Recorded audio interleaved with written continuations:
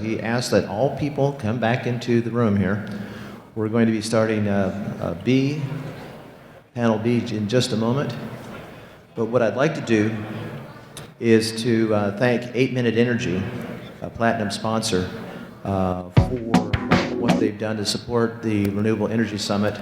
And what we're going to do is run a short 2-minute video on 8 Minute Energy. And I'd ask that panel B please come to the stage. Thank you.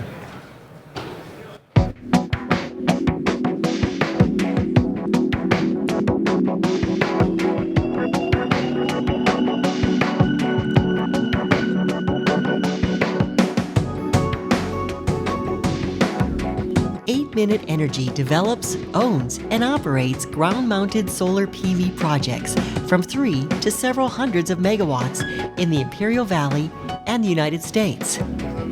8 Minute Energy is developing more than 2,000 megawatts in the U.S., has 1,000 megawatts in interconnection agreements, 300 megawatts in signed PPAs, and developed a 200 megawatt project that is under construction. 8 Minute Energy holds the second largest solar PV portfolio in California and the U.S. This includes 12 projects in the Imperial Valley. 8 Minute Energy is the largest solar developer for solar PV in Imperial County. We're committed to the Imperial Valley. No other solar PV developer has more invested in Imperial Valley than 8 Minute Energy. We chose Imperial Valley for several reasons. Number one is obviously has a great solar resource. Sun shines here more than in any other place in the United States. We also chose Imperial Valley because it has a very friendly environment towards solar projects to be developed here. There's going to be a constant level of activity based on our projects that the Valley will benefit from both fiscally for the county through the tax bases that we create, as well as economically through creating jobs and just activity in Imperial County. Projects being developed by 8 Minute Energy are already creating jobs in Imperial County, like the 200 megawatt Mount Signal Solar Project, which is being built by one of 8 Minute Energy's partners, AES Solar, which now owns the solar farm. This project will generate nearly 1,000 construction jobs at its peak and 8 to 10 permanent jobs. 8 Minute Energy is proud to support the Imperial Valley community.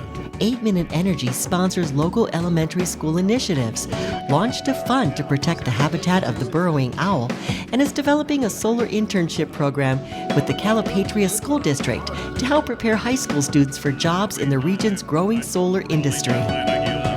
8 Minute Energy, pioneering solar PV in the Imperial Valley. Thank you, 8 Minute Energy, for that video. We're about ready to start panel B. It's the Salton Sea Restoration and Renewables. And the moderator for that is Bruce Wilcock. He's the environmental manager for IID. He's in charge of the Water District's water transfer mitigation programs and related Salton Sea restoration efforts. He joined the district in 2004 after more than 30 years in environmental project management experience. He's involved with a number of issues, including the Habitat Conservation Plan, the mitigation team. He's partnered with the California Department of Fish and Wildlife to implement a conservation program for identifying and managing the desert pupfish populations of the Salton Sea.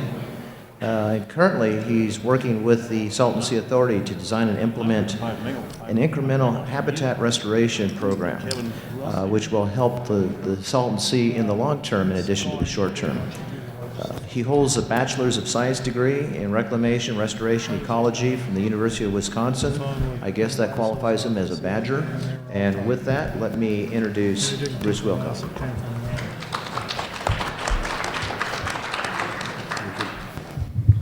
That's the first time I've been accused of being qualified for anything.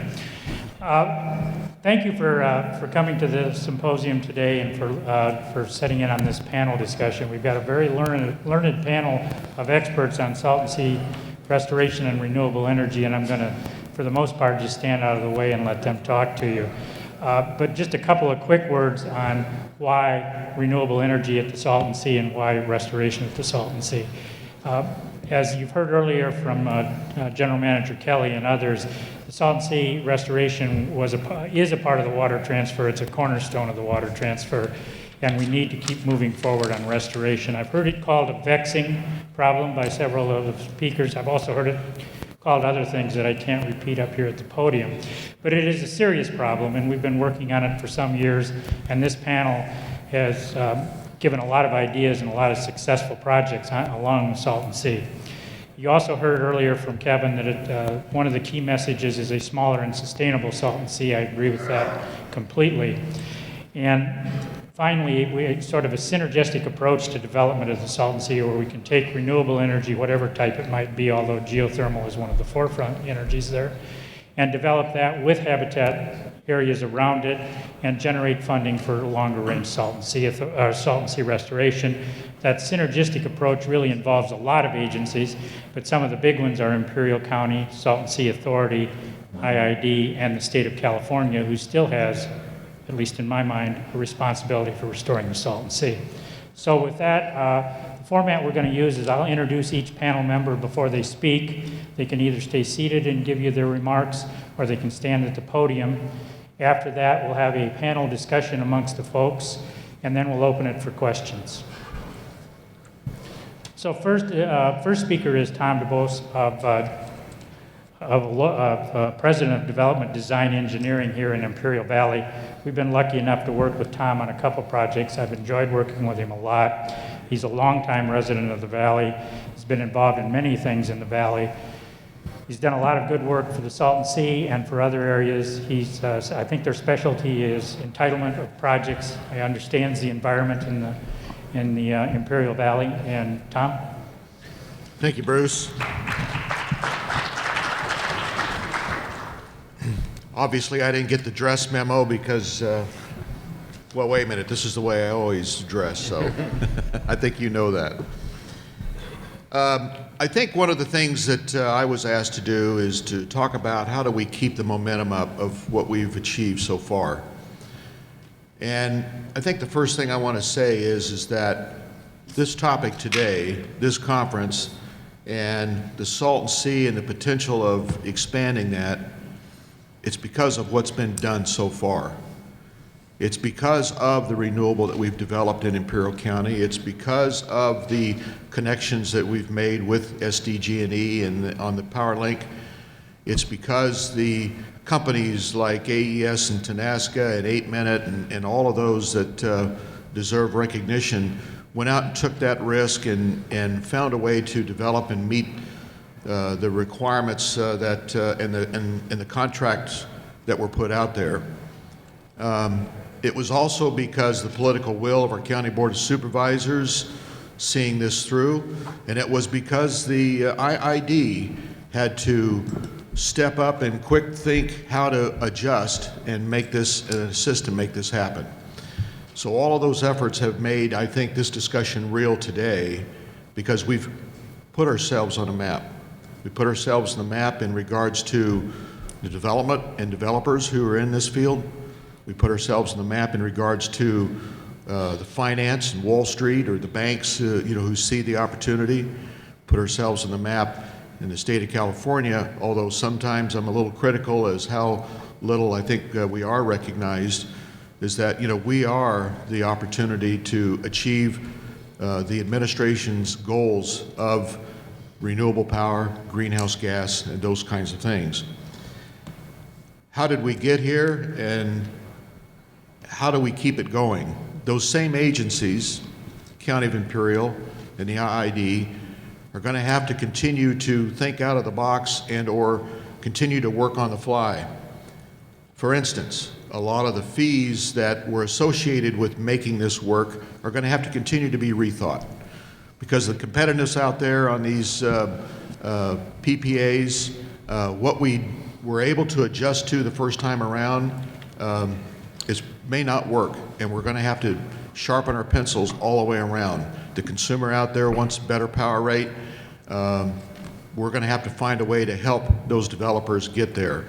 The early PPA contracts that everybody, were able to tackle aren't there anymore. And again, the competitiveness is going to drive all of us to help them get in that particular area. Same goes with the IID. They've done a wonderful job of assisting, and I think the planning that's going on with Carl and his department to set us up in the future, because they've really made some great advances. They're going to need to continue to do that to make sure that we're competitive. Number two, what has to happen to keep the momentum up?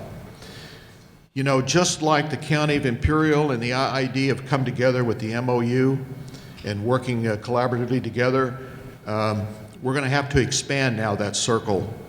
And I think that circle expands to our friends in the various unions who are out there providing the service of providing this training and the skilled labor. We no longer can afford to be foes through the environmental process, making sure that all bases are covered. And I'm looking to, and I am confident, that we can bring our friends with the various trades together to assist in this. They have a strength that we don't have here in Imperial County, and I think they could help us get to where we want to be, and I'm looking forward to that dialogue to continue to make that happen. I think the third thing we need, and it's really just one thing, it's just a real simple thing, and that's the state of California to keep its promise on how we got this water transfer agreement in the QSA. And if they were just to keep their promise in regards to taking care of the Salton Sea, then, I would say that what we want to do here is all going to be extremely feasible. But how do they keep that promise? I think Jim Hanks, in an earlier setting after one of our Salton Sea meetings, put it out very plainly. If you can't write the check, then replace that with some help or assistance. We are one of a couple of firms who've put together a plan that requires some fees to be paid that we quite honestly can't afford because the market's not going to allow it, unless, of course, we get some help. And if we get that help, then maybe that fee is possible. And so instead of instead of the California having to write that check, maybe that check's written by the development of the sea and around the sea to take care of the Salton Sea. If we can get some help legislatively with how the environmental process could work for us, we'll get some help from our brothers in the union. Let's get some help with some directed power purchase agreements to take advantage of our geothermal. Let's take advantage of the potential of growth, plant growth, and that being turned into productive baseload power and what that would mean to the jobs. Those are the things that we need to, I think, continue the momentum. And then, of course, implementing a financing mechanism. It was up on the chart earlier. An MLP, I think, is a way of raising fees as well to offset the dollars that we want to raise. That's what I think it's going to take. Thank you.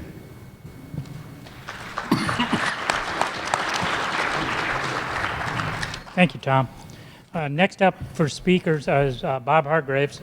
Bob is a partner at Best & Krieger and has done a lot of litigation for development around the valley, in both the north end and the south end. It's been my pleasure to work with Bob for the last probably about 4 years now. Probably not his pleasure, but my pleasure anyway, to work with him for the last 4 years at the Salton Sea Authority with IID and with the other member agencies on developing some of these programs that we've been talking about. And I can tell you that he is very sharp, he understands the issues, and he's done a lot towards Salton Sea restoration. So, Bob? Thank you, Bruce, and good morning to all. And I'd like to point out that I'm sitting here today on behalf of the Salton Sea Authority in place of Roger Shintako, who's our general manager, and Roger today is in Phoenix in important meetings with the federal government and trying to get them part of this coalition in favor of restoration of the sea. And I know a lot of people, several people in this room were back in Washington last week on that same task, and so the federal government is also being brought to the table. What I'd like to do very briefly is just talk about the Salton Sea Authority and its role in kind of bringing the renewable energy and the Salton Sea restoration to fruition. For those of you that are unfamiliar with the authority, it's a joint powers agency composed of the IID, Imperial County, Riverside County, Coachella Valley Water District, and the Torres Martinez Tribe, and it's been involved in restoration efforts for about 20 years. And for a number of years, it was the lead in restoration. And then with the water transfers, the state kind of took over the lead on restoration and made a commitment to this community to not only mitigate the impacts of the transfer, but also to restore the sea. And the state did its own planning process and came up with some possible scenarios in the neighborhood, $2 billion to $9 billion for restoration projects, and the state did not come up with any kind of funding scenario on how to make those projects feasible, and the state at that point pretty much lost interest. And so we've been working over the last couple years to have the local control brought back in terms of the restoration process. And what's come to the forefront in terms of trying to fund restoration of the sea is the renewable energy development. And I think Kevin Kelly has certainly laid the groundwork for the critical importance of the Salton Sea Renewable Energy Initiative in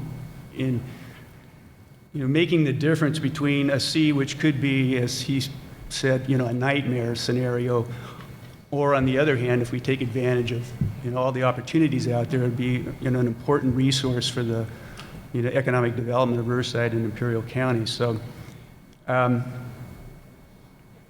the idea of the renewable energy development is to capture some of the revenue that would be generated off of that development, and largely, based on the revenue that would come back to the landowners, because IID owns, the majority of the land that'll be exposed, also the federal government, and the idea is that, the revenue, the lease revenue that would come back from that development would then be, at least part of that, fed back into the restoration effort. And the IID recently released a study done by EES that estimated the potential revenue off of renewables and largely geothermal to be in the neighborhood of $4 billion, which, is an important chunk of change in terms of meeting the kind of responsibilities that restoration would take. The Salton Sea Authority currently, in conjunction with the state, is undertaking a funding and feasibility review where we're looking at kind of the breadth of the opportunities out there for funding, which, number one is the renewable energy development, which includes, geothermal is the number one of that, but there's also solars. Kevin mentioned there could be as many as 60,000 acres of exposed playa, which is flat and biologically inert, that we could make available to solar developers for almost nothing if they just cover it over and keep the dust from blowing.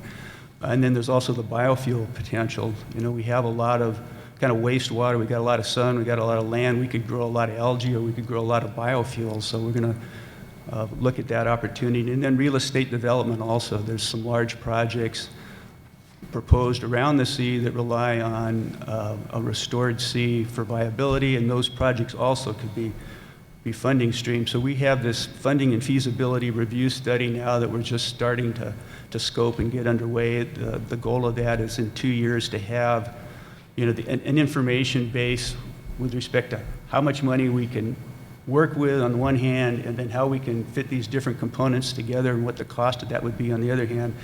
And with that information base, sit the local communities and the state and the federal government at the table and come up with a real viable, realistic restoration plan, which is our goal. And a critical part of that funding study is obviously the renewable energy aspect, and we're in talks right now with the National Renewable Energy Lab, commonly known as NREL, to get them to kind of pick up where the EES study had left off and look at the the kind of evaluate the renewable resources around the sea, and then more importantly, project into the future, 50, 70 years, the marketability of those resources in the Western U.S. energy market, and figure out what the obstacles are, what the opportunities are, so that we have an idea of how, all this renewable energy we can generate down here could be integrated productively into the California system. And in scoping that NREL study, the CPUC has been at the table, ISO has been at the table, the Energy Commission's being at the table. We're trying to come up with a study that everyone buys into so that we can ultimately drive the kind of policy decisions that people have been talking about up here that need to be made. And I was real happy, a few minutes ago to hear Dave Olson suggest that IID, invite IID to be part of a study by the ISO. I think, headed at that same goal, figure out really what it looks like when you integrate the renewables here in with the state system and what the viability is of that over the long run. That's a very, very important step forward that, I don't think we want to let pass by without note. So in summation, I think, renewables in the Salton Sea is a win-win situation. The renewables can fund, hopefully, a part of the restoration, and on the other hand, the sea and the challenges of the sea and the state's commitment to the sea also give us leverage at the state level to drive the kind of policy decisions that need to be made to fully develop the renewable resources here in the valley. Thank you very much.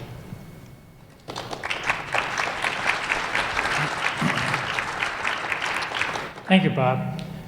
The next speaker is Andy Horn. I've been in the Valley for about 10 years now, 11 years. One of the first people I met when I came to the Valley was Andy. I stayed anyway.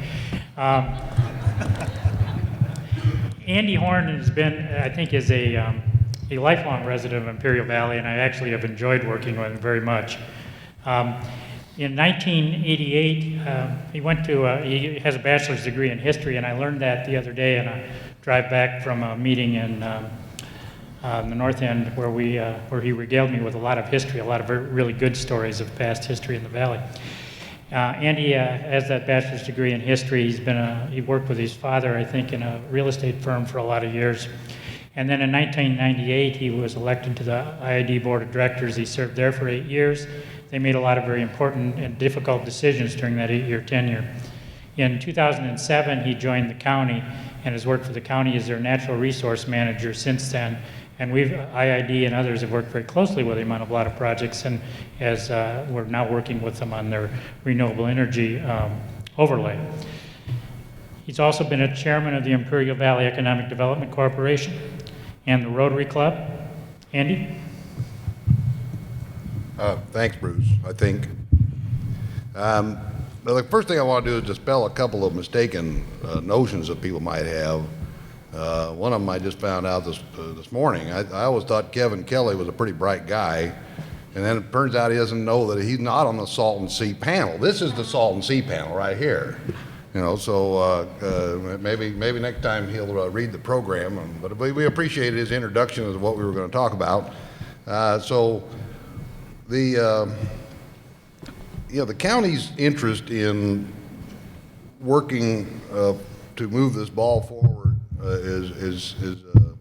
there's many reasons, but primarily it's because of this economic development aspect. And here we are at a conference put on by the Economic Development Corporation, and so I think it's important to realize that what the county is hoping to accomplish primarily is to create jobs in an economy that badly needs those jobs, by spurring economic development and renewable energy development and other types of things, environmental stewardship projects and other things in and around the Salton Sea that will accomplish that, as well as the construction activity.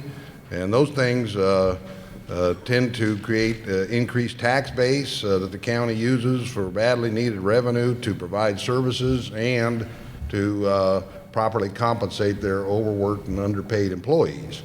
So that's the main thing that we're about. I want to touch, and it's already been talked about by several speakers, this MOU that the county and IID have worked on. As Bruce mentioned, I served on the IID board for 8 years, and I've been at the county for 7 years. And during that 15 years, I can't remember a time when the IID and the county weren't fighting about something. And I've lived here all my life, and it seems like that's been a pattern of, just intergovernmental rivalry or whatever you want to call it. There's some jealousies involved. There's some historic misunderstandings, I think, that have occurred over the years between those two agencies. So I don't think I don't want to dispel the impression that this was a very significant achievement between the two boards of the two organizations, which has some, I think, very significant and positive ramifications for what we're trying to do in the Salton Sea area and throughout the county as a whole.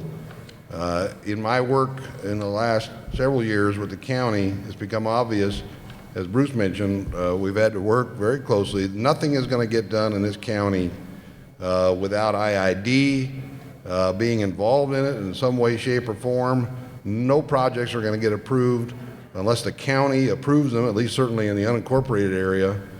And so those agencies really have to work together. And the track record that we have in that arena has not been the best, but it is getting better, and I think much better. And I think this MOU is a clear sign that the two agencies understand that working together we can serve our respective and joint communities and constituents much better in the area of trying to create the types of quality of life here and opportunities that we so badly need.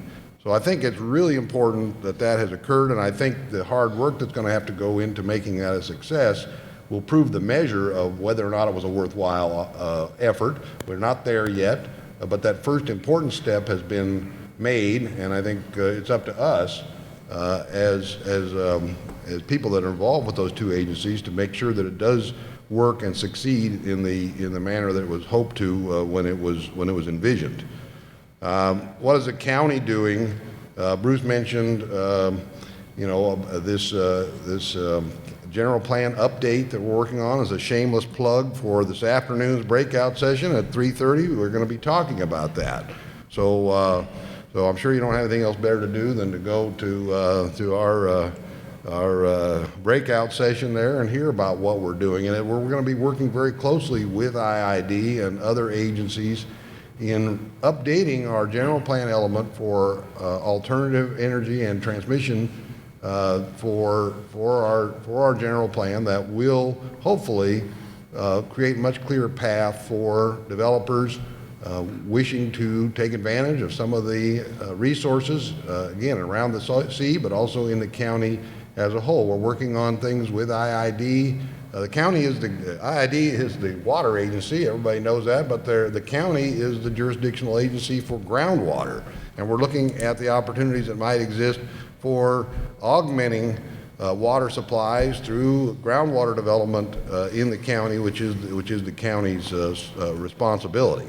So that's just two areas that we're working on. There are several others, and they're all going to require closer cooperation and an agreement with IID and with some of the other agencies that are involved. The county is excited to be part of the real progress being made in these areas, and we look forward to working with all of the stakeholders in this process. IID, the Salton Sea Authority, the energy development and private industry in particular, because nothing's going to happen without their involvement and their support of this effort. The state and federal government obviously are going to play a role. Environmental groups and the citizens of Imperial County are going to play an important part in this. And it's a very exciting effort that we're involved in, and we're going to need a lot of help from a lot of people to make it work. Thank you.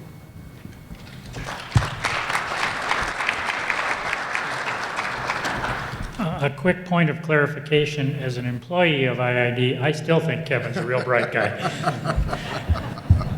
Thanks. Thank you, Andy. That was my poor attempt at humor for the day. It worked. It was good. The next speaker is Randy Keller. Randy works with Cal Energy. He's in charge of their development to transmission and land assets. Randy's been in the Valley for a long time. We've worked with him closely since 2010. Cal Energy obviously is one of the geothermal providers at the sea and probably has the largest geothermal facilities at the Salton Sea is going to be an important partner as we move forward with this. But just even locally on specific projects, Cal Energy has been a leader in helping IID and U.S. Fish and Wildlife Service on a project we call Red Hill Bay. And without their help to develop that into habitat and still use it for geothermal, we wouldn't have been able to do that. So we really do appreciate the fact that Cal Energy has been a wonderful partner. Randy? Thank you, Bruce. I'd like to touch on the geothermal component of Salton Sea restoration efforts. And my take on this is geothermal is still a very valuable resource that hasn't quite been understood about the utilities yet.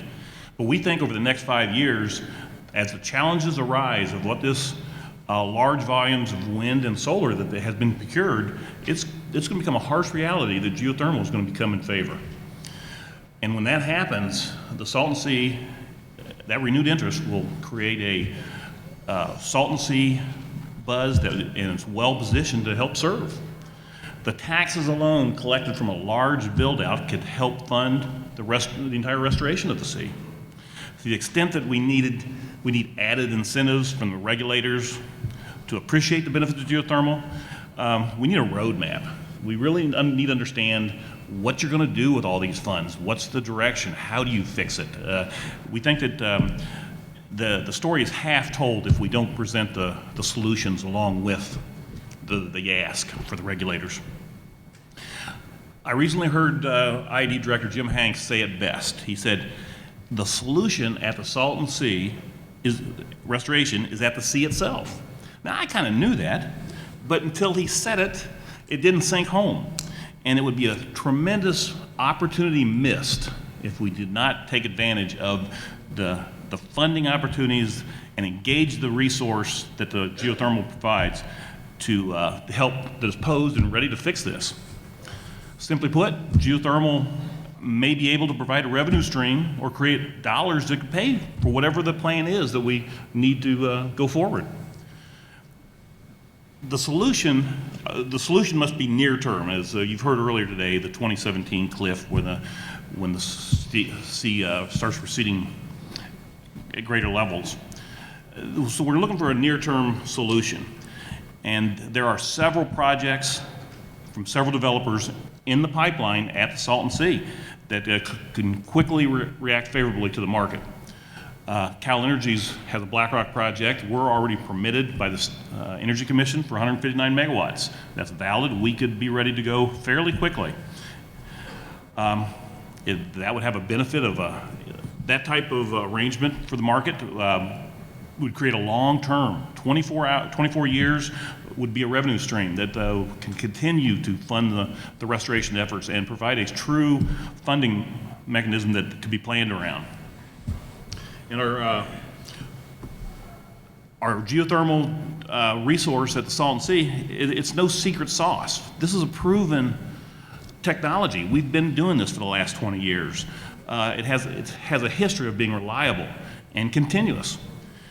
But I must caution you that that resource, that Pacific resource is not for the timid developer or faint of heart. It's very difficult to manage. It's a difficult heat source.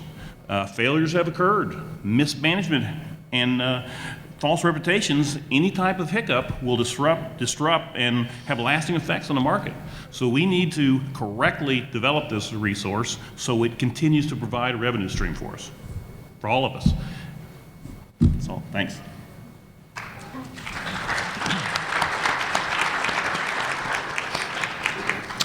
Thank you, Randy. The last speaker is Carl Stills. Carl's the Energy Department Manager at IID. I've known Carl since I came to IID. He has got about a 35-year work history in the Valley, and I think most of that is with the Imperial Irrigation District. I know he's my go-to guy when I have any renewable energy questions. I also know he's been one of many folks, but probably one of the prominent leaders in developing IID's STEP program, in developing the renewable energy initiative, and has done a lot of things to help us from a Salton Sea restoration point of view. We spend a lot of time with he and his department on looking at different ways that we can combine air quality mitigation and renewable energy generation. So, Carl?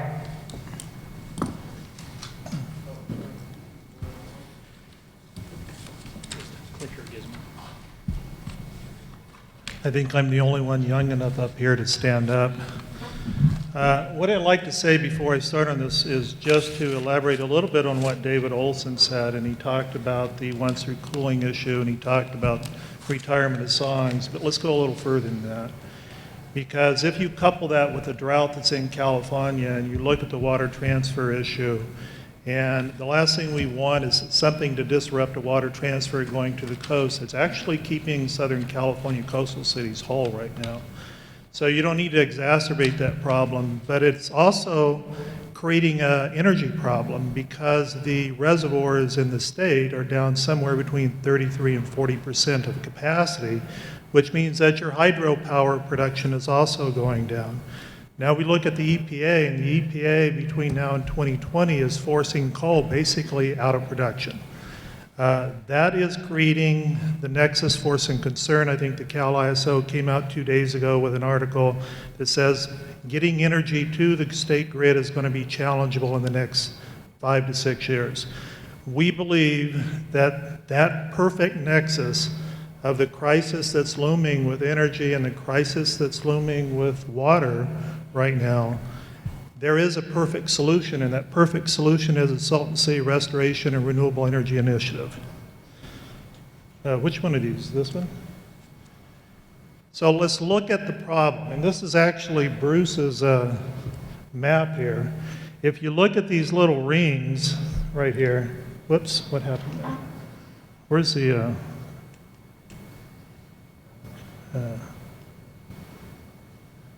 you look at the little rings around the bottom there, that's the receding portion of the sea over the years. Now, what's going to happen there is as that sea recedes between now and 2030, there is going to be about 65,000 acres, and about 32,000 acres of that is going to be estimated to be in the south end portion of that. Now, why is that important? Because if you look at that blue line, this is a renewable resource land potential. And the blue line is actually the Salton Sea. Is there a, yeah, here you go. This blue line is actually the Salton Sea. Anything that is yellow or above to orange to red is actually very good resource potential for the Salton Sea. So this area right in here where it's going to recede is some of the best geothermal land in the nation. That is a very good thing for Imperial Valley because it provides part of the solution. So I'm not going to dwell here. We're looking at a carve-out from the state.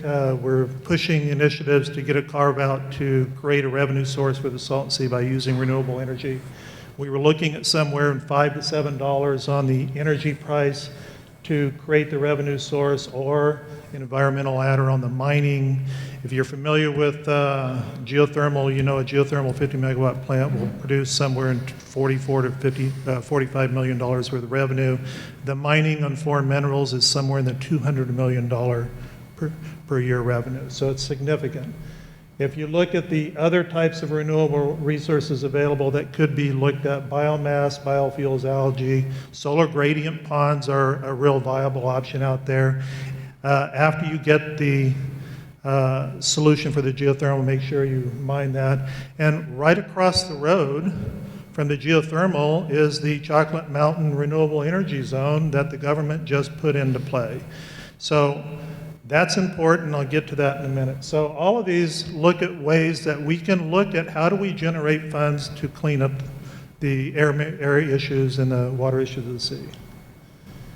And I'm not going to dwell on this. If you want to hear this, this is project requirements. I'll be talking about this at 3:30. And this is where we saw levelized costs. And I'm not going to go to the risk here because I only have so many minutes. But what I want to get to is not only a carve out for the energy, but to carve out energy is going to require transmission. I think David Olson talked about it. He talked about how do we get the energy to market. And last year I came here and I talked that IID's mission has changed. My mission now is not just to get low-cost, affordable, efficient energy for my load. My mission is also how do I support the renewable development in Imperial Valley.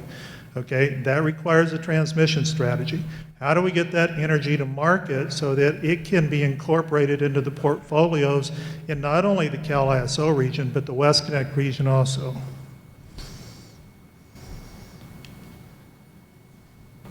This is something I want to really talk about because it goes to the heart of some of the things that Jonathan Weisgall said about an energy market. This is a United States load map. If you look at this load map, where's the majority of the load? It's on the eastern portion of the United States. It's sparse in the middle, and there is a little bit of load in the western states, but not as much of a load on the eastern portion.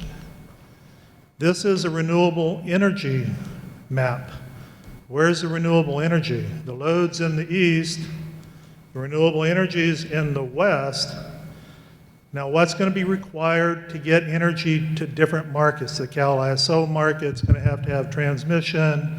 The other markets, if they want renewable energy, are going to have transmission. And here's a transmission map. All the transmissions in the eastern grid, there is some transmission, but it's very sparse again in the western grid. Now, I would normally, under this presentation, go through each one of these lines. You see the circle around there, that's MISO's loop that they're putting in, that's somewhere at 500 K and above. Most of these are 345 and above, actually, 345 to 600, either AC or DC. These are all active transmission projects across the grid of the United States. And you can see the arrow. Where are they pointing? Transmission across the United States is coming to Southern California. Okay, so you start looking at that as a real nexus, not only with California's solution, but there's a Western grid solution that's coming. How do you marry all of this up? As they talked about, how do we put the energy on the market and take advantage of an energy market, not just a capacity market? So when we put together STEP, Strategic Transmission Expansion Plan, and I need to talk about this, so I'm going to go over a little bit. This plan right here is to support what does California need. It's also to support what does the Western grid need and what are the federal needs. We're looking at how the transmission is going to interconnect to IID's grid. We're bringing in a line from Hassayampa here up by Phoenix down to North Gila. Right here, we're working on a development of a line coming in from North Gila to East High Line and IV sub.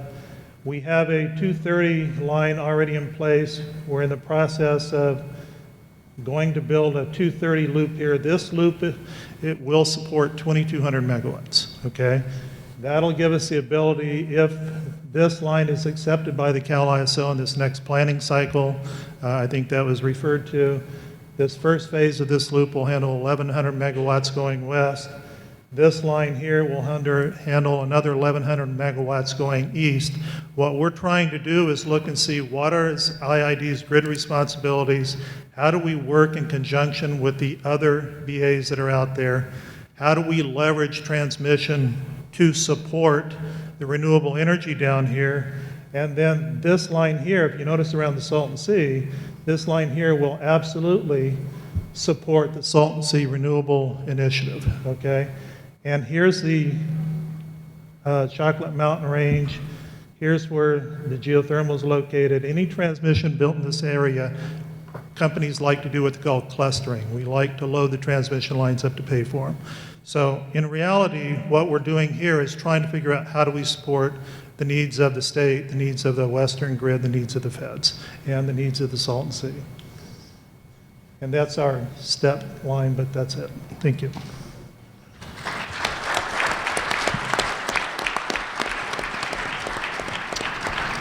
Thank you, Carl. That's a lot to cover in just a few minutes, so thank you very much.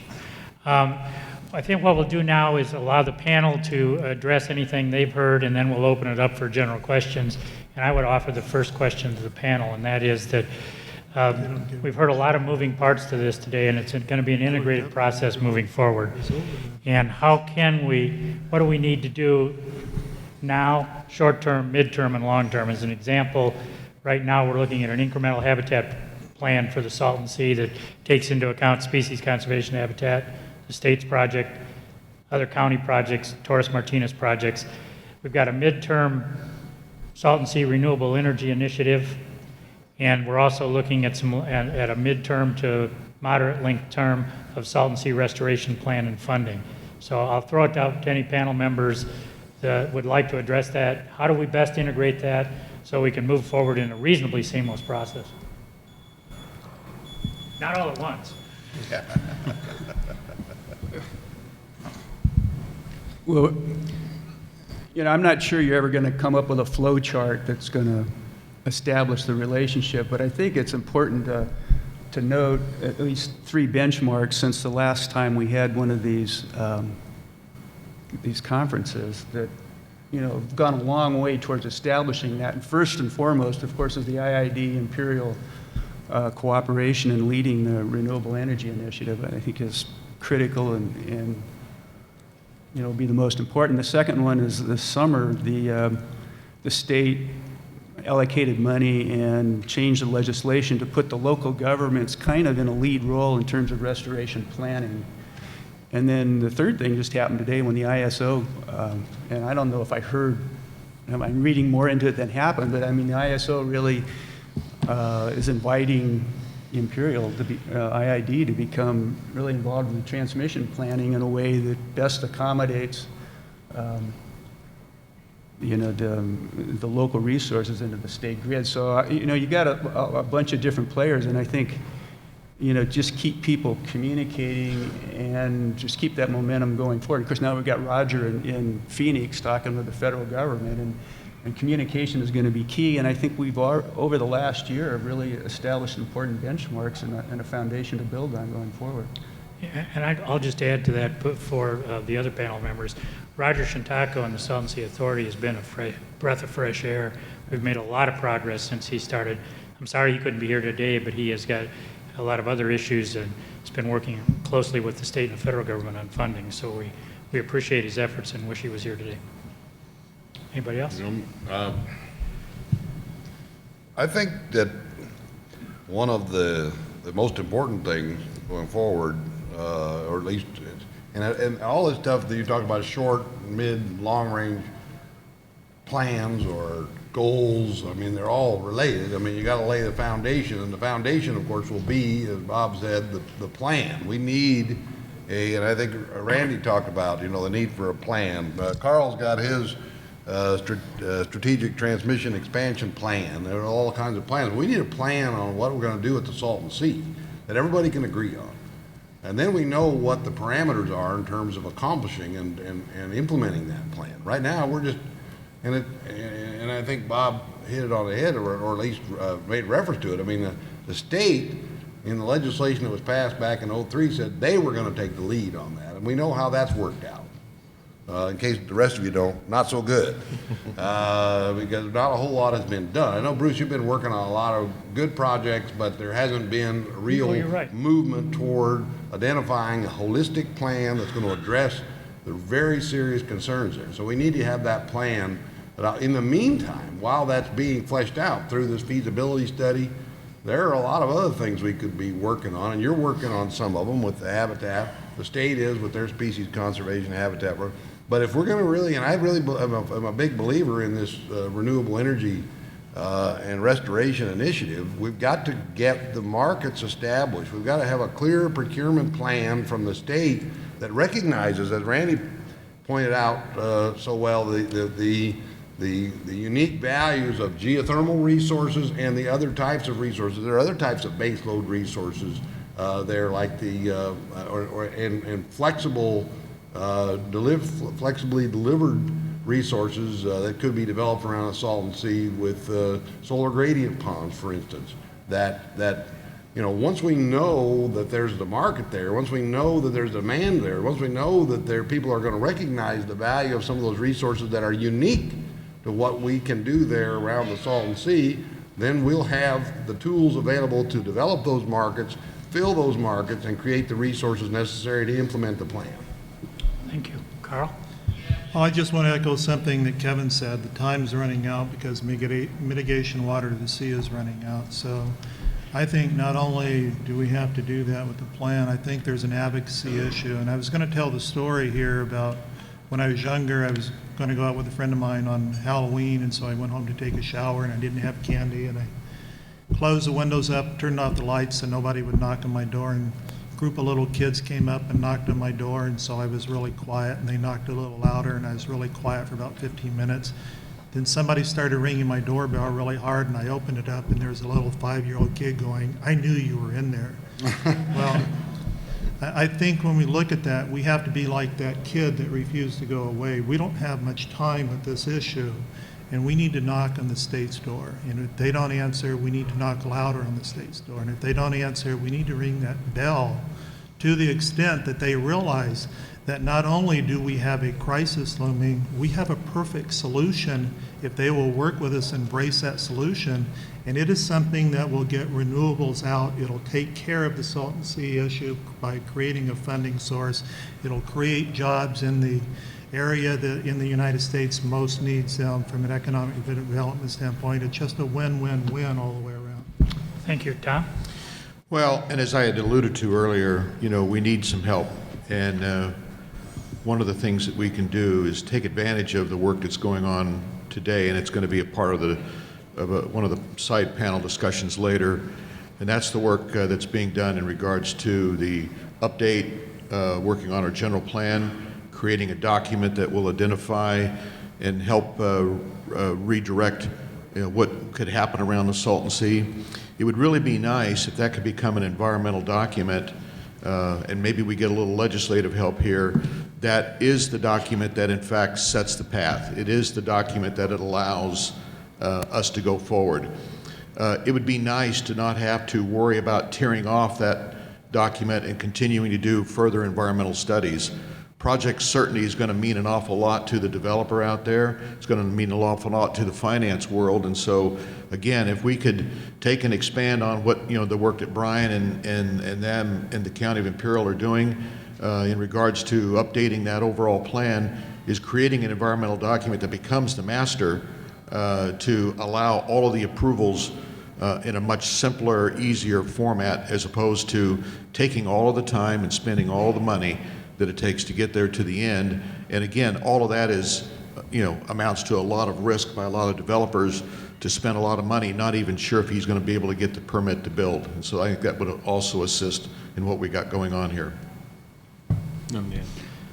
Does the panel have any comments on the presentations, or? I would like to just say one last thing. I know it's time for lunch, so let's be real quick. That's what I was thinking. I think our advanced panelist, Mr. Kelly, talked about this water energy nexus there at the Salton Sea. I think we have to bear in mind that there's a proverbial third leg of the stool, and that's the environment. And I think that the third leg fits in well with the energy, water, and environment working. There's a real potential there. I mean, when you have solar facilities built potentially on the playa, they're going to be responsible for keeping the dust down. When you put a gradient pond in, that's going to do the same thing, and potentially act as a sink or a storage place for a lot of the salt we need to get rid of. If you put a geothermal facilities in there, or a whole bunch of them, we know that geothermal and habitat, and I know you're working on that, Bruce, can coexist and be developed in the same footprint. So there are a lot of things that can be done in terms of energy development, water quality improvements, water supply improvements, and environmental improvements that have to be done there at the sea while this whole thing goes forward. So I think that's we have to just keep that in mind. Go ahead. One last little plug to the solar developers out there. Have you heard that we have somewhere in the neighborhood of 60,000 acres flat, biologically inert, that may be developed in solar? We're mounting some projects right now. They're going to make test sites available to solar developers that want to go out and try their technology or see about the feasibility of actually developing within that environment. So if any of you have interest in doing some testing out there to actually see how this will work out there on the playa, talk to Bruce or talk to me or Andy or anyone else, and we'll see if we can get you in a site and get you working out there. I think we've got time for one or two questions from the audience, if anybody. Yes, sir. What is the status of the plan to bring in, to control the level of, thank you. What's the status of the proposal to bring in water from the Sea of Cortez to control the level of the Salton Sea? And does anybody know the height of the lowest point between Imperial Valley and the Sea of Cortez? Is it 100 feet, 500 feet, or less? I'll start, and I think we're running out of time. So the status of the sea-to-sea and other importing of water, for instance, there's another, we're also looking at bringing water in over from San Bernardino in a line that comes over that way. Those evaluations are still in progress.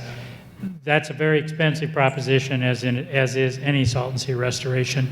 We're still looking at those. Any input you've got, I'd be happy to take.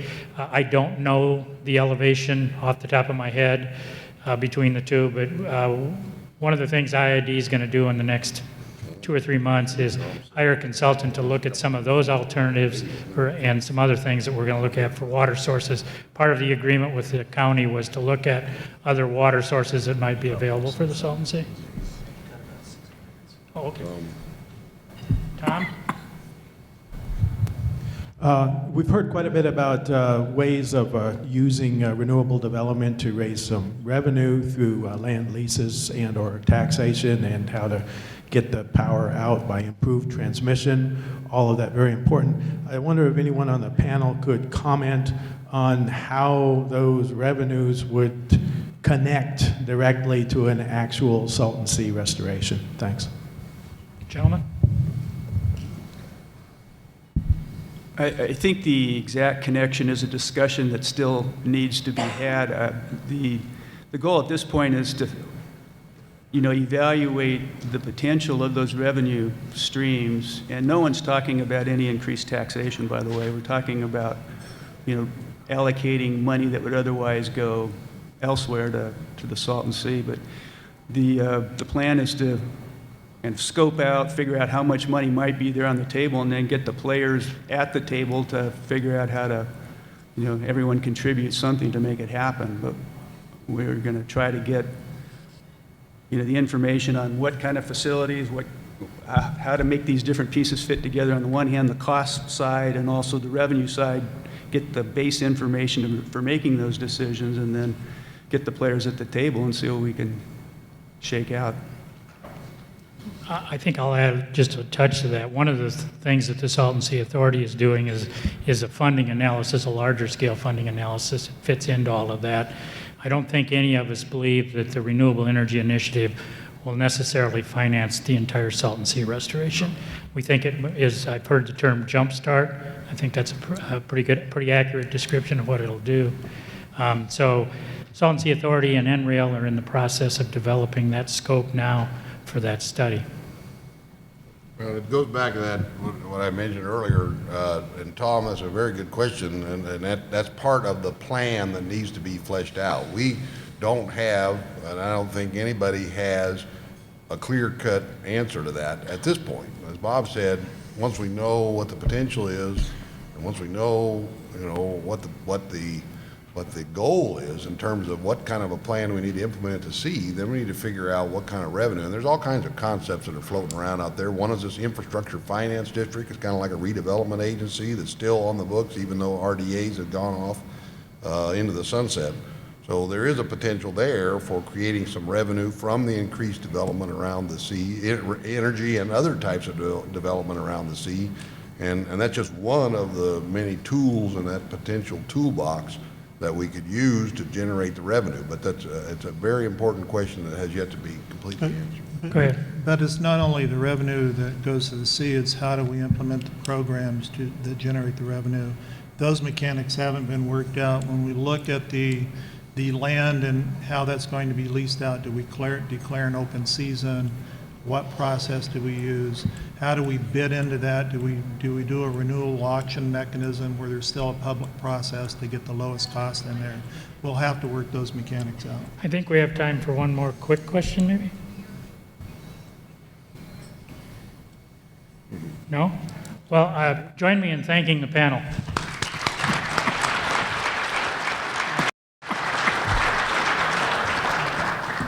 leave this up here for the next guy? It's time to eat. Still some left in it. So, Leave that for next. If you just go ahead and line up the buffet lines, lunch is brought to you by Tanaska Solar Ventures. Thank you.